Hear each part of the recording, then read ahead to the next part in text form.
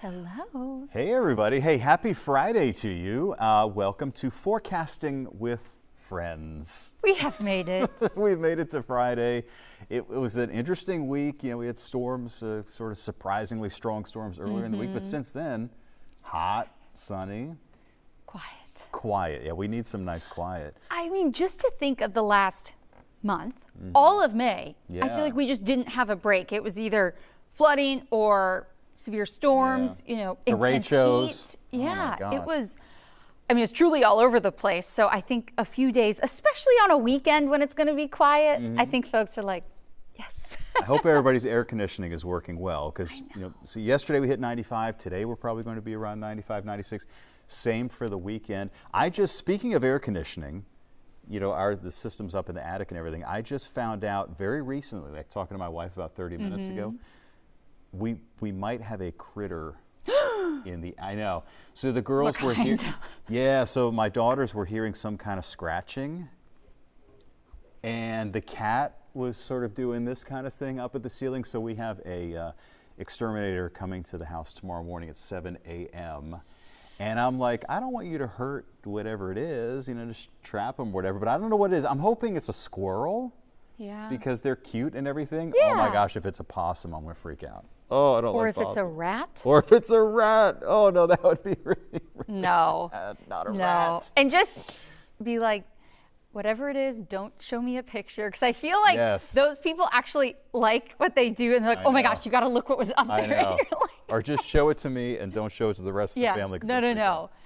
Oh. Hey, speaking of animals, we actually have an animal weather related story that we want to share with you. Which, I mean, we'll talk about dogs all day long. So this is great. But it's really interesting.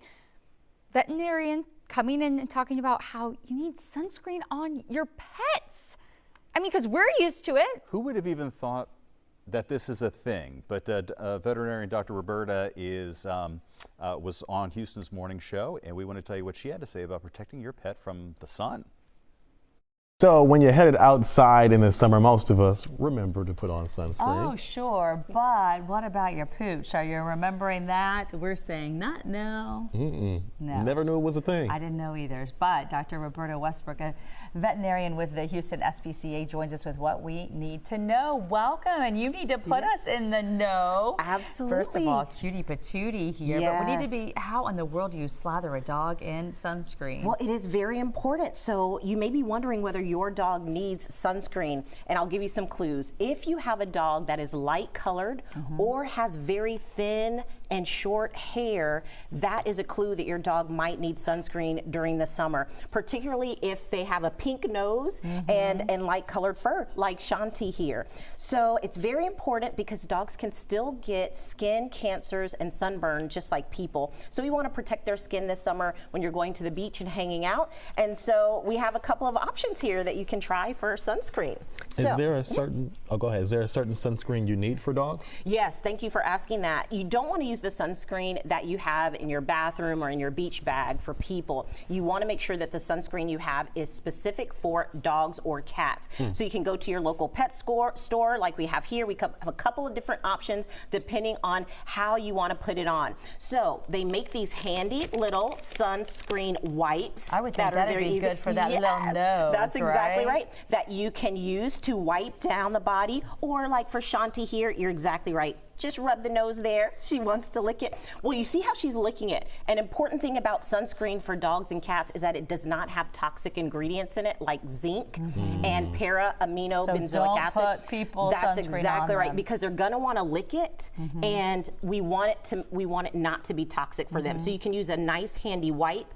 They also have this little handy deodorant stick that might be better for the underside. So here on the belly, where she has less fur and it's more pink, this might be a good time that you can use like a little sunblock and people here. might be thinking, well, does the tummy really even see the sun? Is it the rays are still going under there and bouncing up on her little pink belly? Absolutely, particularly if they're walking on like white concrete, the sun will reflect up from the concrete or from the sand, and it will still affect their underside. So never thought about that before. Absolutely, still important to do that. So you can get this dog sunscreen from anywhere, or is it specific like dog stores where you get it from? I think it's easier to find in dog stores. So your local pet store is going to be easier to find those things, but you can certainly find them at some of the human stores as well. And I'm guessing it's just like a person. If you're just taking your dog out to potty for a few minutes and you don't have to worry about it, right? It's if you're going to be staying outside for whatever, half an hour, or how long would we be more concerned about? That's exactly right. I would say if you're going to be spending several hours out, you're going on a long walk, you're going hiking, you're going to be spending the day at the beach,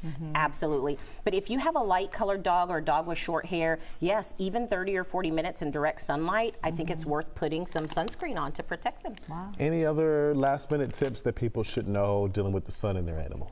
Yes, so you want to make sure, again, that if you can, keep your pet out of direct sunlight from the hours of about 10 a.m. to 4 p.m. That's when the sun is at its strongest and they're going to be most at risk. So just go out early in the morning or late in the evening.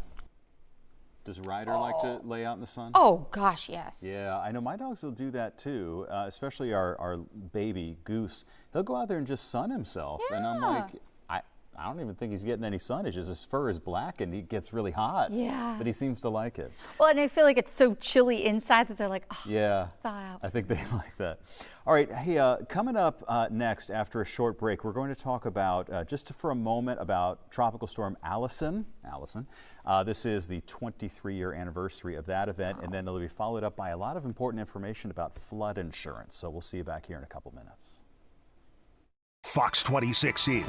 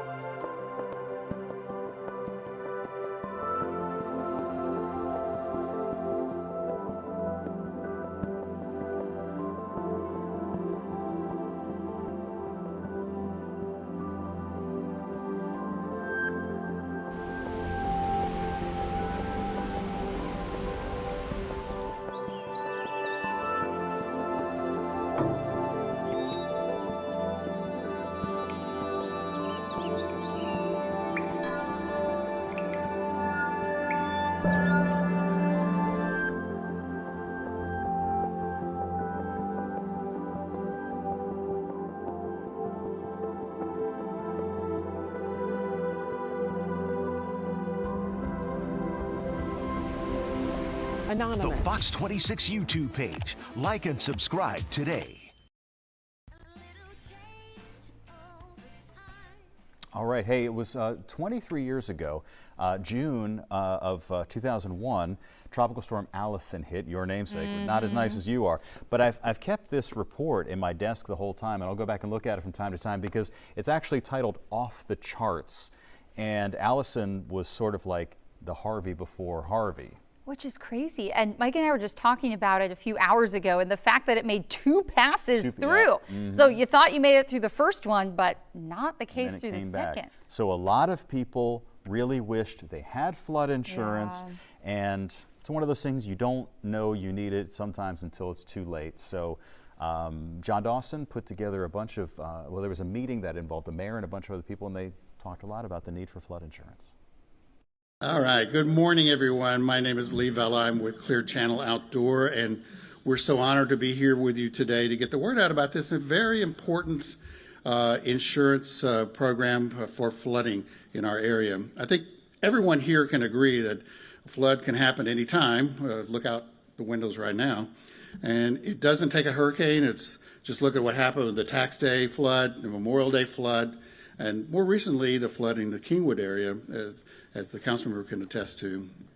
And according to the Flood Control District, a major flood occurs somewhere in Harris County about every 2 years. So it's an ongoing issue for everyone in the Greater Houston area, and we now have are going to talk about a program that's going to help remind people to buy flood insurance. But before we get into that, I have the distinct pleasure of introducing the 63rd Mayor of the City of Houston, Mayor John Whitmire. Thank you, Lee, and thank everyone, certainly the stakeholders, Houston Realtors, Clear Channel, the press. Thank you for playing your role, and certainly it looks like the entire City Council of the City of Houston. It's moments like this that unite us, to bring about collaboration, to look out for Houstonians in the coming months. We've already had a couple of extreme storms. Kingwood we saw coming, days of rain, working with the Conroe, Montgomery County officials all the way up to Lake Livingston and Polk County. The more recent windstorms caught us by surprise. There's probably no way we saw what was coming. It was intense, it was sudden, but it is a reminder that we're all in this together. And I just want to echo really what the mayor just said, is that, you know, as much as a federal agency, we work with the mayor's office very closely when storms start approaching, when we start dealing with risks. It's really up to the individual to know what they need. And this is the time to really assess that. This is the time before a storm to get your plans together. And in particular, we're going to talk about flood insurance as one of those big pieces of the puzzle. You know, when you start depending on other people, when you get in a disaster, you know, it's a rougher road for you. So we really encourage people to take care of yourselves. And then the reason this message is very strong this time of year is because this is going to be a very active hurricane season. It's not the message I like to spread, but we've seen how warm and hot and humid we already are. We're barely into June. We're already seeing overnight lows of 80 degrees. The water temperatures in the Gulf of Mexico are late summer temperatures already. That's the fuel. That's what these hurricanes need to intensify, to develop. So that's a big piece of that. And unfortunately, the atmosphere, as we get deeper into the season runs from June all the way to the end of November, for our area really into about mid to late October. As we get deeper into the summer, the atmospheric pattern is going to get quieter and allow a more favorable environment for these storms to brew up in the Caribbean and the Gulf of Mexico. So officially, the NOAA is forecasting between 17 and 25 tropical storms or hurricanes. Up to 13 hurricanes, and up to 7 of those could be major hurricanes. That's a Category 3, 4, or 5 hurricane. These are big numbers. It's a big numbers for the Caribbean, the Atlantic Basin, the Gulf of Mexico. That doesn't necessarily say whether or not we are going to get hit or not. It's been 41 years since we've had a Category 3 impact the Houston area. That was Alicia in 1983. That's a long time. To say that we're overdue is an understatement. We are due for a big storm. Each storm is a little bit different. As we've witnessed with Allison, as we witnessed with Harvey in 2017 and Imelda in 2019, we can get tremendous amount of rainfall, even with quote unquote just a tropical storm. It doesn't take a major hurricane to have a big impact. We flood very easily here. We are a flood-prone area, so this is the time. Flood insurance is really key. Just because you didn't flood in Imelda, just because you didn't flood in Harvey, doesn't mean you're not going to need flood insurance for the next storm. I hear that all the time. I didn't flood in Harvey, so I should be good. No, not necessarily. Maybe your area didn't get the 59 inches of rain that Dickinson got. So it also just takes one thing to float down a neighborhood and plug the drainage right in front of your house, and all of a sudden it backs into your house. You talk to people who have gone through this with Harvey, who had flood insurance. For those that didn't, it's a whole different recovery process. It's really very, very important to have that flood insurance in place. This is the time of year to add that. I know we're all trying to cut costs, but this is not a cost to cut. It's very important. It takes 30 days before when your application gets in till the flood insurance starts. You can't wait for a storm to be out there in the Gulf and say, now is the time I'm going to go ahead and add it. Now I'm afraid. This is the time of year to add that. So I just want to close, as said earlier, it doesn't even take a hurricane. It doesn't even take a tropical storm. We can get floods from just normal afternoon thunderstorms. Again, don't hesitate, don't wait. Get your family prepared. You're not going to have a lot of notice a lot of times, even with a big hurricane. Alicia, as I mentioned, 1983, a Category 3 that made landfall right near Houston, brought a lot of wind damage, like the derecho, but over a much bigger area of Houston. We only had about 72 hours notice from formation until it was making landfall. We entered the hurricane season. All of our members want to encourage citizens across the area to obtain flood insurance. There's the National Flood Insurance Program as well as private insurance program as well. Here, we at HAR have established a website to provide more information about your options and risk involved with flooding at har.com/flood. A reminder, like Jeffrey said, there's a 30-day waiting period until the insurance policy becomes effective, so now is the time. It's heartbreaking when we have a homeowner who did not have flood insurance and does not have the funds to repair or to rebuild. We saw this following Hurricane Harvey, and when people just had to walk away from their homes with absolutely nothing. Flood insurance isn't just for homeowners, as renters can also purchase content coverage to replace their belongings as well. I know the National Flood Insurance Program and the private insurance has both increased their premiums due to mountain national disasters, not only in our area, but across the country as well. Flood insurance is still a necessity as part of living in our region. It's better to have flood insurance in case of a national disaster than lose your home and your belongings. So just one more time, our website for information and resources is har.com/flood. We're here today to launch this program, and Clear Channel is very, very committed to helping keep the area safe, not only through donations like this, which will be over 160 billboards over 6 months, but also with our digital boards. We operate the Gulf Coast Emergency Communications Network, working with 5 counties to be able to put up emergency messaging when and if we do have another storm. So we have worked out the protocols with the Homeland Security offices in those counties to be able to display that information instantly on our digital boards. So that's a big part of what we've been doing for the last number of years. This program is so important to reach all the residents in this entire area, not just the city of Houston, obviously, but throughout the area. And currently we have 49 of those boards up right now. And they're going to create 34.5 million market impressions in the first month alone. So it's important to get that word out. It's important for us to tell our neighbors, talk to each other, and stress the importance of what we're doing here, and to urge people to look and as one of the speakers said, everything costs more these days, and unfortunately that's the truth. But this is something that's very necessary. So it's just something that we all need to have. 1, 2, and 3.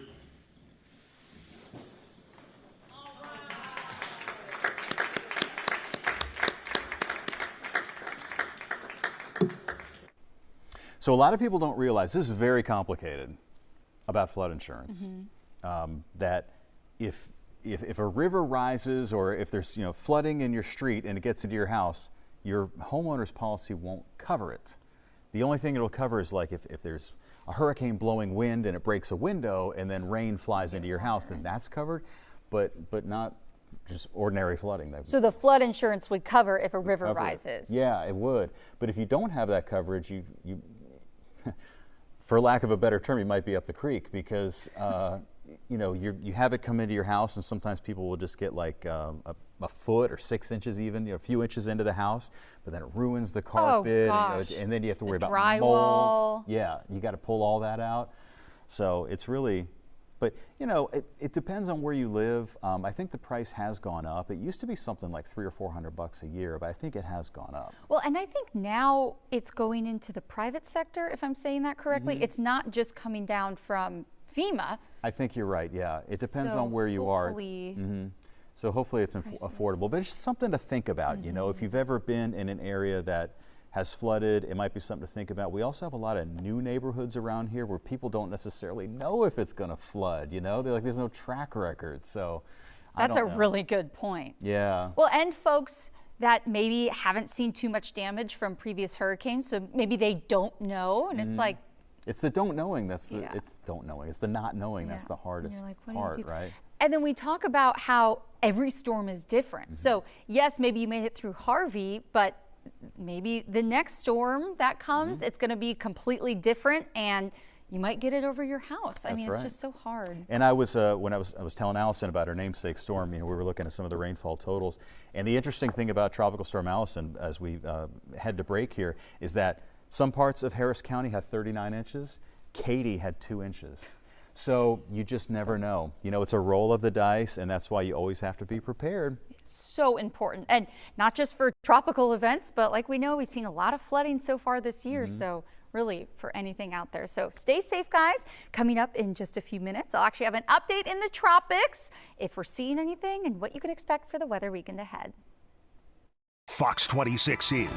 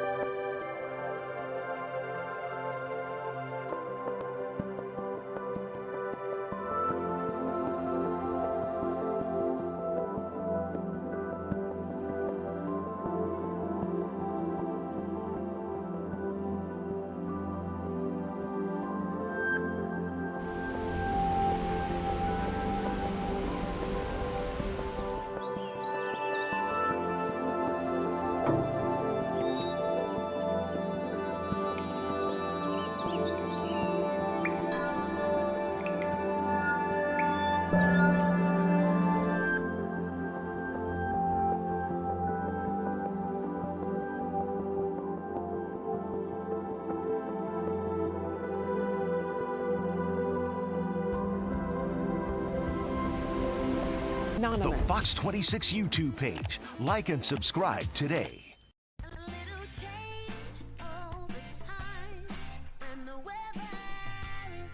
Welcome back to Forecasting with Friends, everyone. I do want to just take a dip into the tropics because even the gentleman from the National Weather Service that we just heard from about 5-10 minutes ago talking about the water temperatures, and it's early June and we are already seeing temps in the Gulf of Mexico 82 to about 85 degrees, and in the Caribbean it's a similar story. And when we see these warm water temperatures, that's when we see, at least in years past, some of these storms rapidly intensifying because it's just like fuel. They hit it, the warm waters, and they can pick up steam really quickly. So nothing is brewing right now, which is the good news. And according to the National Hurricane Center, not going to see anything for the next week. But I do want to show you just some areas of a lot of tropical moisture over the Yucatan, moving across the Caribbean, and then just south of Florida. So no, that's not necessarily any tropical waves that we're monitoring, but probably dumping a good amount of rain in some of the Caribbean islands. So keep that in mind, maybe if you're traveling there. And our latest forecast model from the GFS, which is the American model, we're really not seeing any lows start to pick up. Again, a few more rounds of that tropical moisture moving in, so maybe South Florida needs to keep an eye on just heavy rain. But as of right now, things are at least quiet in the tropics. But as always, if anything changes, we'll be the first to let you know. We have a daily tropical update every afternoon with our very own Ramisha Shades, so you can check that out. Right now, it's all about the sunshine and the warm up. 90 degrees at 11:26 this morning. Maybe you're planning on heading out to Galveston, and we are going to see those temps rise to the 90s along the coast. And then a bit later today in Huntsville, will likely be in the low 90s. It's the feels like temperatures that we're going to be keeping an eye out for. The heat and the humidity make feels like temps in the widespread triple digits. Today is likely where we're going to be peaking. Very warm tomorrow, but then you can see these numbers dropping off just a bit. Reason being, rain chances start to move in by next week. But for today, it's pretty warm, comfortable, quiet, hot. I mean, that was a loop of the radar or futurecast and not much happening in the skies. It's really just going to be all about the heat. And as we head into the early morning hours tomorrow, we're going to be waking up in the mid to upper 70s. So temperatures are slowly going to be rising each and every morning. And then it's going to be downright warm once again for your Saturday. Maybe a few high thin clouds along our southern coast, but all in all, the skies are going to be quiet. Good news for any outdoor weekend plans, but it's important that you're staying hydrated, that you reapply your sunscreen, and like we saw earlier in the show, don't forget to reapply a sunscreen for your cute little pups. Want to make sure they're staying safe as well. But then here we go with the rain chances moving in. Monday, Tuesday, Wednesday, 30 to 40% coverage. That's going to help drop temperatures just a hair. We will be seeing highs in the 90s by the middle of next week. Well, everyone, have a great rest of your day. Join us for the news at noon coming up in about 30 minutes.